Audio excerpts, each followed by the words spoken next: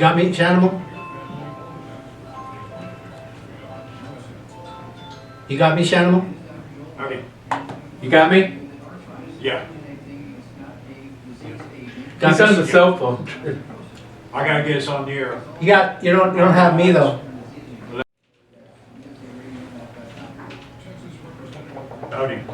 I got Howdy. nothing. There we go. Sounds like it might be clipping a little bit. Yeah, that's what I was wondering. Yeah, I mean, I can see it. My clock is 11:04:20 right now. That's pretty much what I have, yeah. The following is an America Matters media production. The views expressed do not necessarily represent those of the station or its advertisers, although we think they should. But that's the opinion of America Matters Media. 11:05. Yep.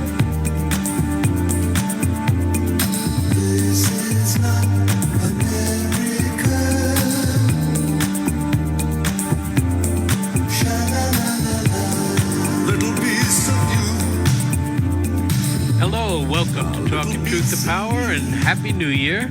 Well, not quite yet. Almost. We'll see them in the new year. Yeah. And my name is Brendan Trainor. I'm your host, along with Leland Faegre. And Shanimal Lawson is behind the board, as always. Morning. Good morning. The inimitable Shanimal. Lawson. So you managed to get down from the lake. Yeah, it was a little challenging today. I've seen it worse. Not very often, but I've seen it worse. Well, we did have a white Christmas, that's for sure. And it was snowing coming into Reno itself today. So Yeah. that's in and of itself different. Mm-hmm. And so let's get started. Okay. With what we're doing now. We just got the news, as everybody else did, that former Senate Majority Leader Harry Reid of Searchlight, Nevada, famously makes a big deal of that. He's passed away today. Yesterday, Yesterday, yes. And he was, a very effective and partisan. He was sort of like the Democrats' Mitch McConnell. Mm-hmm. He got things done for the establishment. lied about Mitt Romney's tax return. Yes, he did. Remember, he got that black guy too. Some kind of weird accident. Yeah, something happened there. Gym room. Yeah, We never got that cleared up. that's right. Never knew what happened. No. But anyway, he did do one thing good that I remember him for. We're all breathless. In 1996, the Newt Gingrich House of Representatives, the first time the Republicans had the House in a long time, Mm-hmm. and they passed, they had hearings on the IRS. And they had IRS agents testifying with distorted voices behind screens about their collection methods. And Gingrich's House passed a bill, and Reid did an honest effort to get it through the Senate, and it became known as the Taxpayer Bill of Rights. And since then, it's been somewhat ignored and abused by the federal courts, but still the core principle is there. The people were so angry. How come if I get audited and I go into the IRS, the burden of proof is on me and not the government to prove that was the main issue with people. Mm-hmm. And Reid said, and the House, it's in the bill, it's in the IRS code now too, in order to challenge the IRS and get the burden of proof back to them, you have to challenge the information returns, the W-2s, the 1099s. That's the key to do it. You have to challenge them. Now, when Congress passed that, they were probably just thinking, well, your employer made a mistake or your 1099 was mathematically incorrect, but not the tax honesty movement grabbed hold of that because the IRS code really is a house of cards, although it's a house that's propped up by a compliant federal judiciary and so on. But it really is a legal house of cards when you get into it. And that has given, there are now tens of thousands of people who file educated returns. The idea was first such as our very own Brendan. such as myself, yeah, in which they declared that they actually didn't have any taxable income. It's called a zero return, and they dispute the information returns, which puts the burden back on the IRS. Now, the IRS uses illegal means to try to evade it, and they can delay your returns, as I found out. But the fact is that people are getting their money back, and they're testifying to it, and so I'm grateful to Harry Reid for actually passing something that helped the American people, even if he didn't really know what was in it. Well, what was the fate of the bill? It was passed. The Taxpayer Bill of Rights And was signed passed. into law? Signed into law, yeah. Mm-hmm. And that part about the information returns is in the IRS code now. So insofar as... It's the law, but Yeah, getting the IRS to that's- follow the law can be difficult. That's the difficult part. But some people get their returns almost right away. Many do. So, and people... You're just not one of those. I'm just now... I have a long history with them, you know. They probably look at my I file. find that hard to believe. They probably look at my file in disbelief.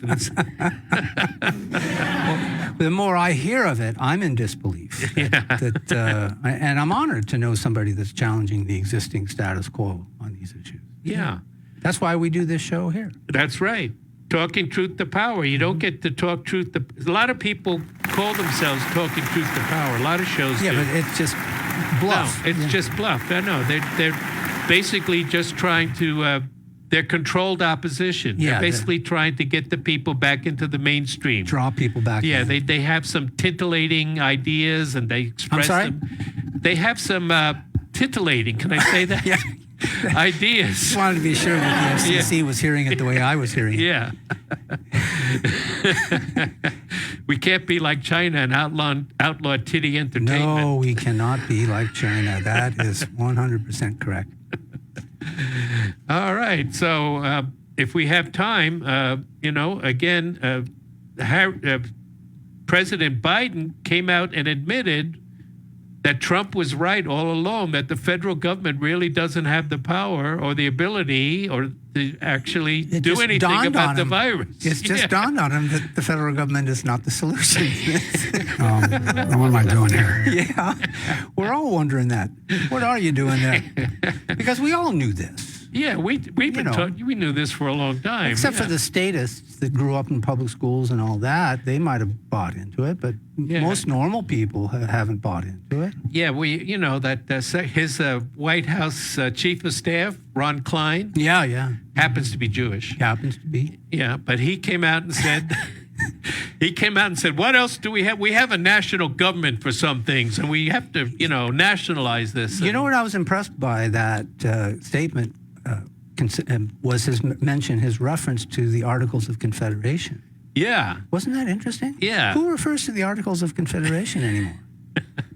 Yeah, by claiming that that's what Trump was pushing. Right. An Article of Confederation approach rather than a constitutional approach. Which is effectively federalism, is what he was complaining about. Yeah. But even more federalism than is outlined in the Constitution, which, is... Right. America is the most federalist, with the possible exception of Switzerland, most federalist country in the world. Anywhere on the planet. Yeah.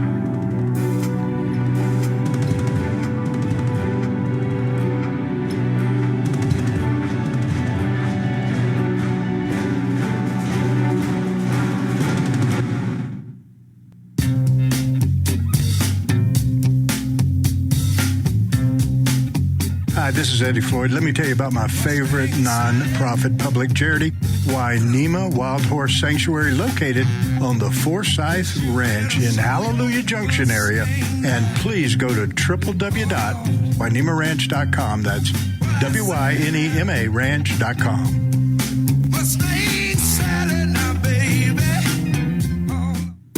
Getting to know you.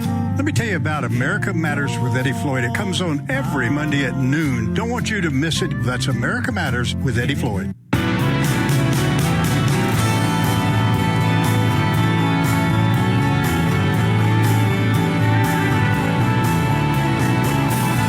Unable to listen to the whole show? A recording of today's program will be available later today. Visit americamatters.us and click on the podcast link. Now, back to the show. Well, welcome back to Talking Truth to Power. I'm your host, Brendan Trainor, and here with Leland Faegre. And, oh my God, it's Omicron. And, but people are finally waking up. Boy, is that thing contagious, though. I know it's contagious, but it's just a cold, bro. No, but I mean, even that is surprising how contagious it is. Oh, yeah, well, again, here's a movie reference. Okay. Remember the Thing? Remember that when Wilford Brimley is looking at a computer program that looked like Space Invaders? Yep. And how fast the thing would spread if it got outside of the compound? And that's like Omicron. It's spreading with, 5, 7 times. Every person that gets infected is infecting seven or more. I heard it's about 400,000 a day. Yes. But the virulence is negligible. And that's the thing. They're claiming it's going to look like a flu. They're claiming 39 deaths, but they refuse to say whether they're dead with Omicron or because of Omicron. As for all of the variants. Yes. And the CDC... It's never attributable just to the virus. No, of course not. You could die in an automobile accident or even get shot, and it's the virus. It's the virus. The fraud they've foisted on the American people is just amazing. I know. And it's going to take a while to find out just how deep this fraud goes, but we have intimations that it's very, very deep, and it includes the billions of dollars in profits going somewhere. Right, and the sponsorship of gain of function. Right. And where that came from. Where that came from. Yep, that's another thing. But you hear that, Tony? The face of Frankenstein, Tony Fauci. Yep. And Joe Biden, he came out, I think we mentioned, he came out and admitted that there's no federal solution. And people awake, his opinion poll, Gallup, a new opinion poll, he's actually lower now than Kamala Harris. I saw that. Yeah. Mm-hmm. Amazing. But he's better paid. Yes. Supposedly has more power, but we don't know if that's really true. Well, to the effect that this thing has affected the entire civilization that you and I know, he is more powerful. Yeah. Right. But he's not as powerful as Dr. Fauci. And I meant Fauci. Yeah. Oh, okay. I thought you meant Brandon. Well, let's go, Brandon. Yeah. Now, the science, the real science, not Fauci's science, indicates that the Omicron does not descend deeply into the lungs like the other. Right. The virus seems content to infect the bronchial tubes only at this point. It could change, but, So that means pneumonia is not likely, and so that's the reason why we don't see ventilated patients. Mm-hmm. Some people that check them into hospitals do it because they're freaked out because they got, the virus. As an abundance of caution. Right, as an abundance of caution. You saw where South Africa has already sort of delegitimized the significance of Omicron. Yes. So the origin of where this has come from is now less concerned. Even though it's spread all over the place. Yeah, virtually unconcerned about the transmissibility. Yeah. So the original COVID occasionally got deep into the lungs, also the heart. A few people had brain infections, and then the Delta variant could be nasty. Some people had to go on ventilators, I think, but we didn't hear quite as much about these deep infections like we did with the original COVID. And so now the virus is not even going into the lungs and apparently not into the bloodstream. It's the last hurrah. Yeah, that's what we're hoping. That's what the science, the real science, seems to be saying. And Dr. Ron Paul and Dr. Rand Paul have said the very same thing. Mm-hmm. That this is it. They don't have anything after this. So Dr. Francis Collins retired. Yeah, I saw that. Yeah. Most people don't even know he's the boss. Right. He looks like Bill Nye the Science Guy, only a little older. Guitar player. Yeah, he does. He sang a song about He's a singer-songwriter. Yeah, and his wife was doing the Egyptian song, dance move in front of him. It was just so embarrassing. It was cringe. It was cringeworthy, yes. Yes, it was. And I did. But, we found out over the last couple of weeks that he and Fauci conspired to try and break the the back of the doctors that signed the Great Barrington Declaration. Right, who were challenging all of this. Right. And he called these scientists that were from Stanford, Oregon, and Harvard fringe epidemiologists. Oh, yeah. If you don't believe exactly what we're saying, you're fringe. Yeah. Only we're cringe, but you're fringe. So, he's not exactly a real scientist, and I'm sure he's getting a lot of money, but it was revealed in the last few days. How much do you think he's paid? I mean, if Fauci is paid what he's paid. Yeah, Fauci is paid over $400K. And yet Collins was his boss. He was supposedly entitled his boss, but a lot of people say Fauci actually told him what to do most of the time. And they're really criticizing science Yeah, because I represent science. Yeah, that's right. So Collins defended the email and said the Great Barrington Declaration signees wanted the virus to run wild and cost 100,000 lives. But actually, they were advocating that, yes, herd immunity is important, get vaccinated, but especially protect the vulnerable, the elderly. Well, that should have been the smart approach to all of this. Exactly. Once we knew who was most vulnerable, we should have understood that it was going to run its course. There's no way you could stop it, this masking nonsense. Right. And just protect those who are most vulnerable. And if we had put those resources in that strategy, we would have been a lot better off. No lockdowns, none of that nonsense. So, despite the lack of harm that's being demonstrated from Omicron, countries like the Netherlands have already imposed a lockdown. In England, it's probably going to cost Boris Johnson his prime minister's job because he and his staff, or his staff maybe without him, had a party, and they weren't masked up, and they were laughing about it. Yes, so that's a big scandal over there. Yeah, we talked about that last week or 2 weeks ago on the show. Yeah, but it looks like the European countries and Australia are still going hog wild, and the people are still demonstrating in the streets. And thankfully, Biden appears to be backing off, but his mandate is going to be expedited by the Supreme Court. It should be heard in January. Right. 7th, I believe, yeah. The 7th, so... I'll slip an extra shrimp on the barbie for you. Yeah, okay, thanks. I love shrimp. Yes. Especially when it's from the Bobby. So Governor Polis of Colorado, now he's a libertarian-leaning Democrat, but he declared the virus emergency is over, and they should. And all the major airline executives, and even the sometimes overly cautious stewardess union, agreed that the air filtration system on aircraft is so effective that masks on aircraft are not necessary. That's kind of counterintuitive, isn't it? Yeah. When you think about it. Right. But they recirculated air. Right.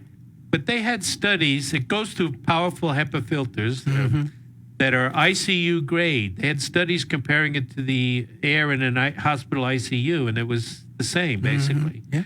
But Fauci came out and said, no.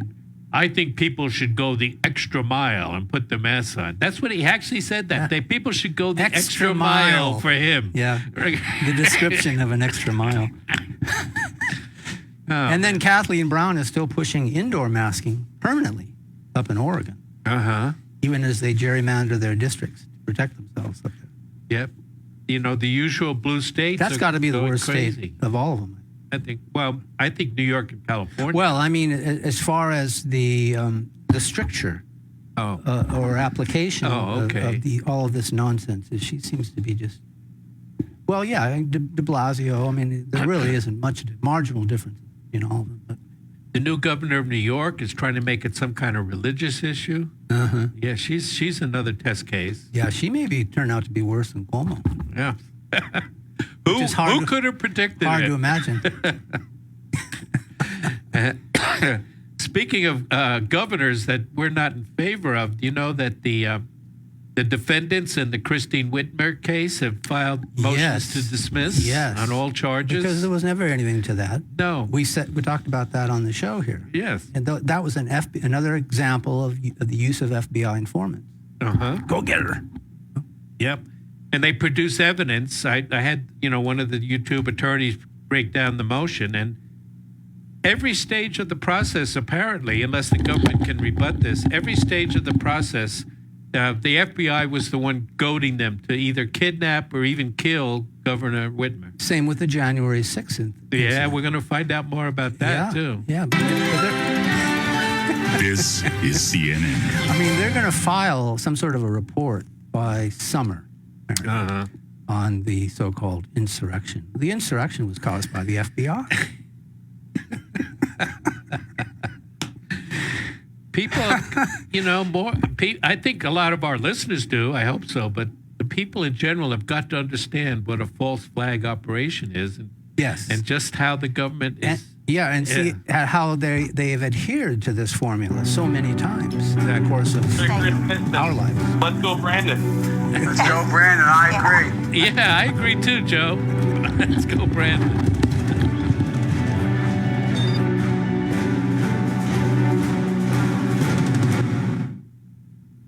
This is America Matters Media on AM 1180 KCKQ, a Lotus broadcast station. The power of radio since 1967.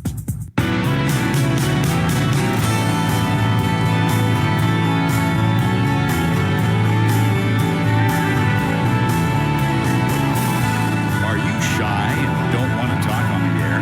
Text us your questions or comments to 775-237-2266. Now, back to the show.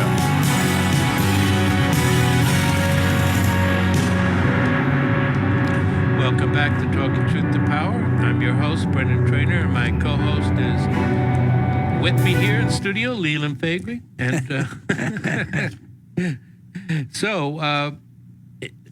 Biden foreign policy is still an amateur production. Well, it may appear to be amateurish, but they know what they're doing. Oh, sure they do. You can see by all the blunders they make just exactly how they know what they're doing. As long as they can push that New World Order, they're fine. Yeah. They don't care. Well, we spoke a little bit about the elections in Nicaragua, but we're going to do a little in Central America. And these are our neighbors, and we're going to have to deal with them because more and more, because, we're losing power in Eurasia. That was Daniel Ortega on the harmonica, was it? by the way. Because we've been pushing this story off for a couple of weeks, so we really should get. Yeah. So after Ortega won his election, and Biden foreign policy. I don't know if Elliot Abrams has still got his cell phone. Oh, he's sitting around. Yeah, he's waiting on it. So the best way to get something done, if you hold near and dear to you that you like to be able to. Anyway. Yeah. That's been. It started off okay. That's the foreign policy that we are getting. So anyway, people don't know this, but Nicaragua and several small countries in the Caribbean and in the South Pacific Islands are the only people so far that have recognized Taiwan instead of China. And that happened when the right wing, the Chamorro party, was in power from around 1990 to 2015, I think.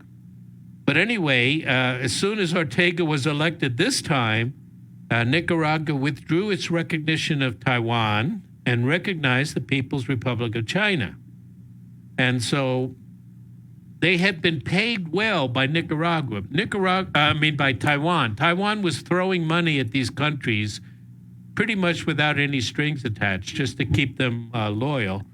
But why are they giving up this money? Well, because China's deep pockets. China has deeper pockets and also is willing to invest in the infrastructure of the country. So you're saying that the socialist Ortega was encouraging further investment from China into Nicaragua. Is that what you're saying? Is that what you're telling us? Yes, that's what I'm telling you. And you know that proposed canal we've talked about, that's still in the works, but there would be some environmental resistance to it. There's nature preserves in the way and so on. China has a way of getting through all that stuff. They have the reputation for not caring that much about it, but it's not cutting corners. Yeah. But I don't know if that's true either. I mean, you know, those runaway elephants, did you cover? I remember seeing that story. Yeah. Uh-huh. They seem to do a good job with that. They have environmental concerns in China, but their air pollution is just bad, really bad. But now Russia is involved too. Russia is going to build a second international airport. Right now, Nicaragua only has one near the capital, Managua, in the north. And Russia's talking about building one in the south as well. Does China know about this? Well, I think China and Russia are best friends now. Okay. BFF forever. Okay. They're talking like, this is more than an alliance. They're not going to sign a formal alliance. It's a strategic alliance? That they're saying, I don't know, they don't even use the word strategic. They're just gushing over each other. I see. No, but they're sharing military secrets. Sort of a bromance? Sort of a bromance, yeah. But they're sharing military secrets, so that's significant in and of itself. And, you know, they complement each other in a lot of ways. Sure they do. So, and then in the meantime, representatives of Venezuela, Nicaragua, Bolivia, Cuba, along with several Caribbean nations, met in Havana for a meeting of ALBA. Now, I know you haven't heard of ALBA, but it's not a 1980s Swedish pop group. It's not? No, it's not. Because I like those people. Yeah, ALBA. That was a great band. Yes. But this is a trade organization that has existed for over a decade, but again, our mainstream media never seems to quite get around to mentioning it. Uh-huh. Build back better, blah, blah, blah. Green economy, blah, blah, blah. Yep. Something like that. Biden so far has shown no answer except to double down on what America always does, which is corporatism. So he and Harris, aware of this of this trade agreement's growing power, ALBA, and how they are using anti-imperialist rhetoric, meaning, Uncle Sam. My favorite was SOS from ABBA. Oh, yeah.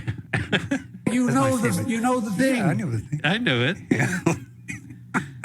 So they're proposing a partnership for Central America. I think I've heard that word partnership before. Sort of a regionalism. Yes. Isn't it? Yeah. It helps promote the hemisphere, that borderless hemisphere that Hillary Clinton won. Right. Yeah. But the thing is that I'm kind of interested in is how they're using the good old American Republican mainstream public-private partnership with the State Department and the U.S. Chamber of Commerce, hand in glove.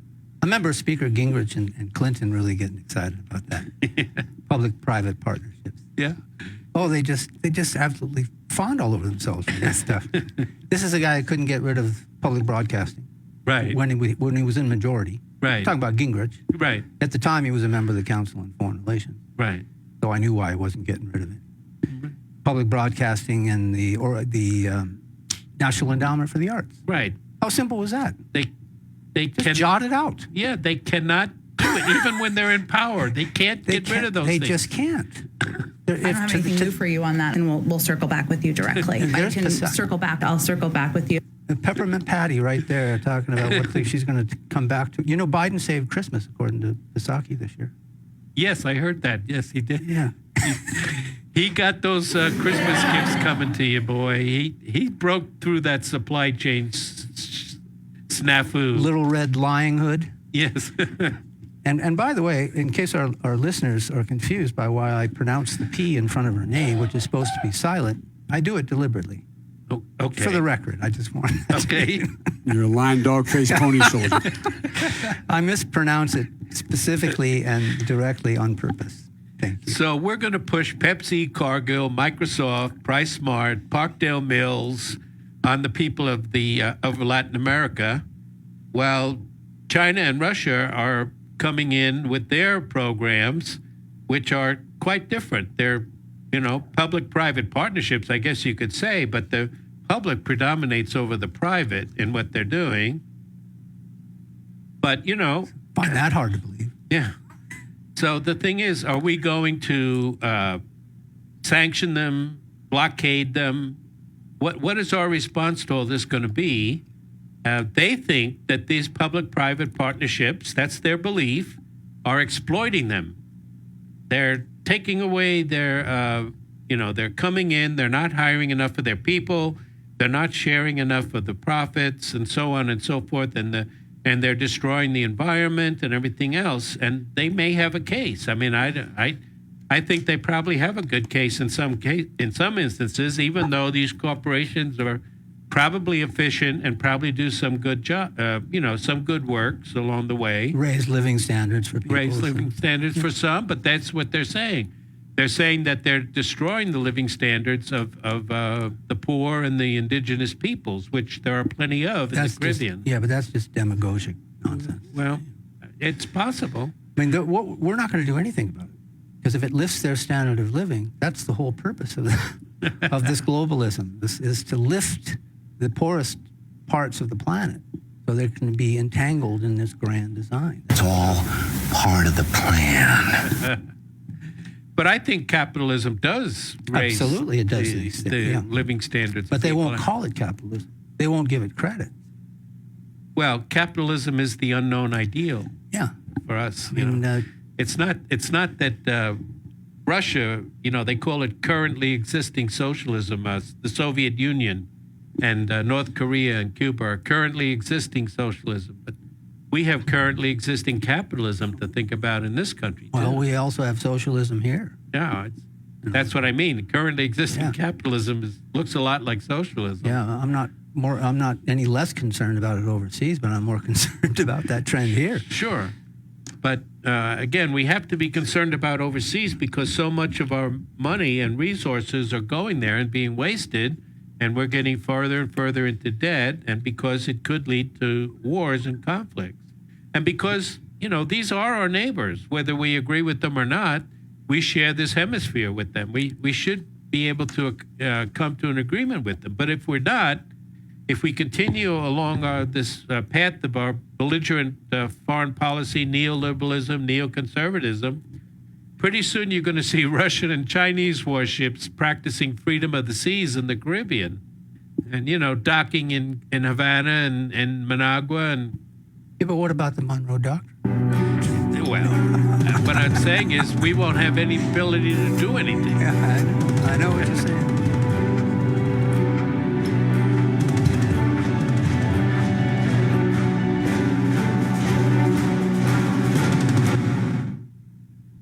This is America Matters Media on AM 1180 KCKQ, a Lotus broadcast station. The power of radio since 1967.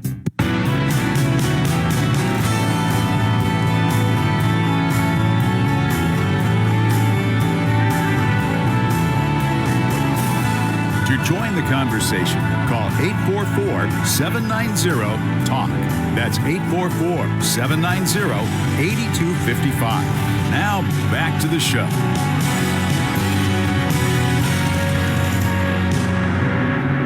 Well, we're coming back, and we're going to have... We never left. Yeah, we're going to have another segment of Jews in the News.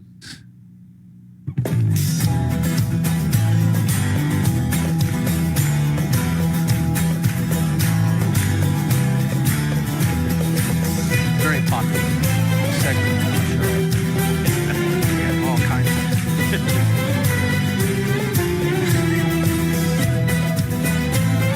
great music to go with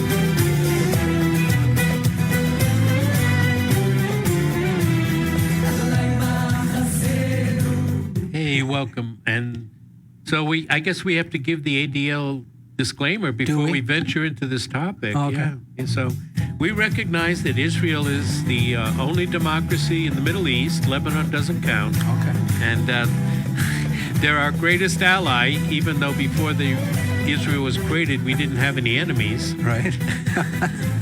And they don't throw gay people off of roofs. That's also a good thing. Right. And each and every time we observe Jewish people behaving badly, we always have to remember it's always our fault. Right. So we're going to talk a little bit. This is going to be a little bit off the cuff. So if I say anything really bad, I guess you're going to have to edit it out, Leland. I don't know. but there was... You know how I hate to do that. There was a meme going around, and, the Democrats really don't like memes. They've expressed distaste of our memes many times. But it says, meet a few of the Jews keeping humanity safe and healthy amid the deadly COVID-19 pandemic. And when they start with Rachel Walensky, she's the director of the CDC. Very good. Yeah, she's very good at what she does. She really looks more Indian or something. I have to find out more about her. And then Anne Souchet, she's the deputy director of the CDC. Are you pronouncing that right? Souchet. Okay. Shushet. Sherry Berger, the Center of Disease Control's chief of staff. Jeff Zients is Biden's COVID czar. We keep appointing czars, and then we hate Russia, but we keep naming czars. So is this the guy they wanted to blame for not sending out testing kits? Or so, yes. Then we have Albert Bourris, the CEO of Pfizer, and Mikhail Dolstein, Pfizer's chief scientist. And then don't forget Moderna. We have Ty. Oh, I hadn't forgot about Moderna. Ty Zaks, Moderna's chief medical officer, and Regeneron. Leonard Schlafer is the CEO of Regeneron. Now, I'm not sure who the last one on the meme has to do with COVID, but don't forget Rachel Levine, the U.S. Assistant Secretary of State for Health. I won't forget her. And now she's an admiral. That's right. Don't forget. And she looks great in a uniform. Yes, she does. Doesn't he? Salute. Now, a fun fact, Dr. Anthony Fauci, the chief and medical advisor to the president, and who is not Jewish, neither the president nor Fauci are Jewish, was awarded Tel Aviv's Dan David Prize, $1 million prize, for speaking. $1 million? Yeah, for speaking truth to power amid the COVID-19 pandemic. They're listeners, aren't they? Yes, they must be. That's what it is. They're listening to the show. And these actually came from Israeli publication, these names. And this meme was created by, I'm sure, the alt-right people like us, but it's actually created by the Jerusalem Post in an article entitled, Who are the Jews Behind the Coronavirus Vaccines? And NPR reported on Fauci's prize. So you can't blame this on the the anti-Semitic press or anything like that, except to say, is it wrong to point out who is Jewish in positions of power or not? That's basically the question I want people to think about. Sure. That's what we want people to think. Yeah. A trans girl is a girl. And that is a point of the show, is to enlighten our listening audience about these things. Because this is a phenomenon, and the Jewish zeitgeist, or the Jewish people, are the subject of numerous sociological studies. It's not like, this is all, bubbling up in the mind of some 20-year-old neo-Nazi living in the basement of his mother's house or something like that. It's not? No, or some 600-pound hacker like President Trump used to talk about. 600 pounds? Yeah. But this is actually... It's quite an image when you think about that. Yeah. The Jewish question, now, you can't even say that. The Jewish question It's a question? Actually been talked about for centuries. You can find all kinds of references to the phenomenon that is the Jewish people. And let's face it, they're very successful. I mean, Name one example. Yeah, they're probably the most successful tiny minority in the world. From the Rothschilds on down. Right, exactly. They have survived and prospered despite some, numerous cases of being harassed and expelled, and to a certain extent, although probably not as great as they imagined, by the Germans in World War II. They still survive and prosper, and so people are legitimately asking, what is the secret to their success? Well, what is the secret to their success? And why should we be concerned? Why, as a former libertarian, I would, libertarianism, especially the 20th century version, was heavily influenced by Jewish people, but some of them, like Mary Rothbard and Ludwig von Mises, even though they were Jewish, they were very independent of of Zionism. And Ayn Rand, maybe not. Some people think she was a Zionist, some people think she wasn't. But so when you say former libertarian, you mean as a party member? As a party member. Yeah. I'm not a former party member, right. But I have a libertarian populist point of view. But one thing that, I've been impressed with over the last few years especially is the fact that there are ethnic and even racial differences that deserve to be talked about. And one of them is, number one, people that are less than 2% of the population always seem to wind up in these positions of power with a great deal of influence over the rest of us, the 98%. Right. Right. That is the most overwhelming part of this narrative that we're trying to inculcate into our listening audience is how few of them there are, and yet they're very powerful. Right. Roles. And people argue about how much economic power they have, but some people claim that they actually own 2% of the population. They actually own, at least 50% of the gross domestic product. They're in control in the way that it goes. And because people believe that they have, despite many of them, not all of them, but many of them have dual loyalties, for example, Jonathan Pollard, the spy that was returned to Israel, he said out loud, and although it was not shown on American television, so you'd have to go. Why was that? Because. Is this an example of what you're talking about? This is an example of what I'm talking about. He said, you're a Jew first and an American second, and that's why he spied and stole all those secrets. Well, the reality is a lot of immigrants feel that way once they're here. Yeah, but they don't leave their historical culture at the border when they arrive. And we know this. But even though I'm first generation Irish American, and I have but we don't hold that. I don't. I like to think about my ancestral home in Ireland and everything, and I visit pretty there. Place. Yeah. But I'm not going to go around committing treason because you're not. No, because I'm Irish before I'm American. Okay. That's what countries like Russia and Syria are doing with their Muslim populations. They're saying you're a Russian first or Syrian first and Muslim second. And it's, that is their thing. But it doesn't seem to be the thing in America. You can't even talk about it. Yeah. And the reality is that we shouldn't be talking about any of our ethnic origins, except in a very generic and sublimated sense. We're Americans. Right. We don't care about that. I don't even go on to Ancestry.com. Have you ever been there? No, I don't. I really don't care about that. Oh, yeah, I think it's cool. Yeah, but I mean, it shouldn't be front and center. I know. I have a distant ancestor that was the last High King of Ireland, or the traitorous High King of Ireland that sold Ireland to Henry II for a French princess. That's what he basically allowed the British to come in. They only controlled Dublin and the Pale afterwards, but he allowed the British a foothold in Ireland. That was in the historical region? Yeah, Dermot McMurrough. Okay. Way to go, a-hole! So, then, the Irish and the Scots, they have their clans and their tartars that they wear and everything, and that's cool.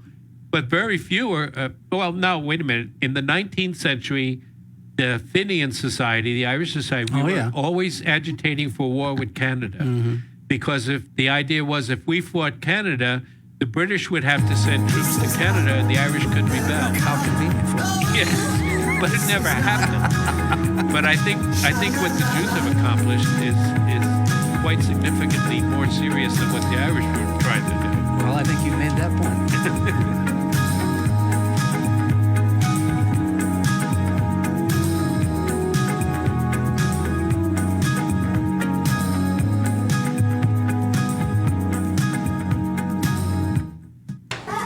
I need to pay attention to my health, but I just can't seem to find the time. Between rushing to work and taking care of the kids, there's not much time left over for me. So I decided to start small by eating more fruits and vegetables and being more active.